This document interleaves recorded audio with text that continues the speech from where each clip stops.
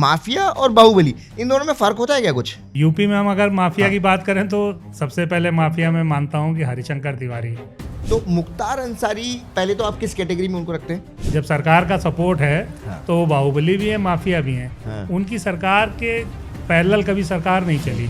मतलब आप ये कह रहे हैं कि फर्स्ट स्टेज बाहुबली होती है, सेकंड स्टेज माफिया होता है। माफिया रेयर बनते हैं, रेयर बन सरकार के पैरेलल आप अपनी सरकार चला पाए, ये कुवत बहुत कम लोगों में होती है। वो वर्चस्व चलता कैसे था, कुछ बता पाएंगे?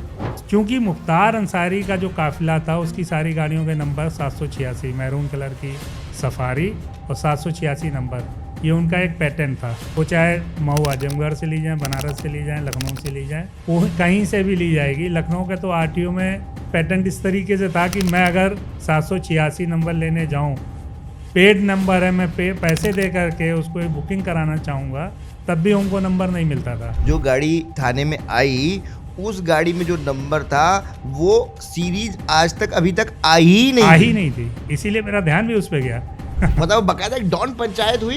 Yes. जो कैबिनेट मिनिस्टर, मतलब आप विधानसभा के ऑफिस में हुई। यस, राजा भैया के ऑफिस में जो उस समय कैबिनेट मिनिस्टर थे, उन्होंने पंचायत बुलाई, उसमें कई बाहुबली इकट्ठा हुए, डॉन जिनको बोलेंगे। और इनकी इस प्रॉब्लम को सॉल्व करने के लिए या इस पे क्या इसी decision प्लॉट लेना है? पे डिस्कस करने के लिए कि हम लोग ये आपस में लड़ेंगे तो एक दूसरे को खत्म कर देंगे, सबका नुकसान होगा। अजीत सिंह का एक अलग ट्रेंड था, उनकी गाड़ियों पे कोई नंबर ही नहीं पड़ता था।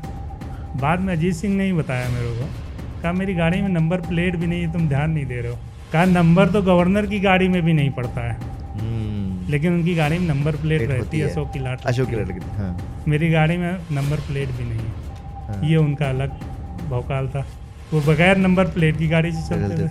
मतलब ये समझ जाता था कोई भी ये नंबर बिना नंबर प्लेट किए तो ये अजीत सिंह की होगी। अजीत सिंह की गाड़ी उनका एक और चल क्या रहा है भैया ये चल क्या रहा है? तो अजीत सिंह यही उनकी इनकम का सोर्स था या अजीत सिंह? नहीं, अजीत सिंह रेलवे का स्क्रैप जो है वो सबसे बड़ी आय का स्रोत था कई माफियाओं के लिए। गुंडा टैक्स एसोसिएशन एक बनी हुई थी, जीटी एसोसिएशन उसका नाम रखा गया था, फुल फॉर्म था गुंडा टैक्स एसोसिएशन। जीटी एसोसिएशन काम क्या होता था, जो रेलवे में स्क्रैप की नीलामी होती थी, वो नीलामी कौन व्यापारी लेगा जो गुंडा टैक्स माफियाओं को देगा, वही वो टेंडर उठाएगा।